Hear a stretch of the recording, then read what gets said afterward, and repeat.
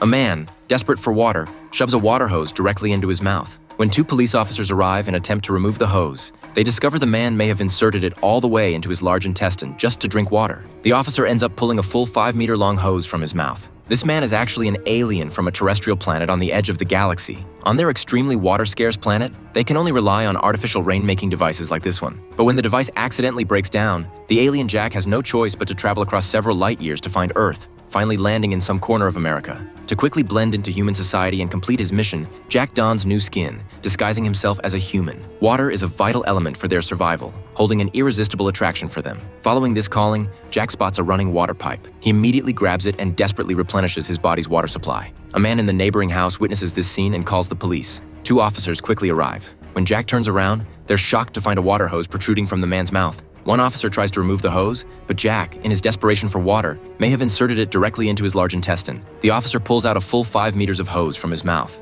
Afterward, they question Jack about the situation, but the alien, newly arrived on Earth, hasn't yet learned human language. He can only repeatedly echo the officer's questions, which angers them. They use a taser to knock him down and take him to the police station. When Jack awakens again, he's wearing clothes stripped from someone in the morgue. Observing his surroundings, Jack rapidly absorbs human knowledge. He quickly masters a foreign language. A finger snap brings him back to reality. The first thing Jack does upon regaining his senses is ask the female officer for water. After drinking an entire bottle in one gulp, he responds to the officer's questions by repeatedly stating only a set of coordinates. Considering how he was caught and his current nonsensical rambling, the female officer concludes he's just a madman. Without giving him trouble, she completes a simple registration and lets him go. As Jack leaves, he steals a phone. Based on information he searches on the device, he walks to a pawn shop entrance. Then he opens his mouth wide toward the sky and suddenly spits out a gold ring. He feels a violent wave of nausea, then proceeds to vomit out a pile of gold rings. He takes the rings into the pawn shop and exchanges them for a large sum of money. When he leaves, cash is overflowing from his pockets. Walking down the street, he uses a makeshift radio device to try receiving signals from his home planet.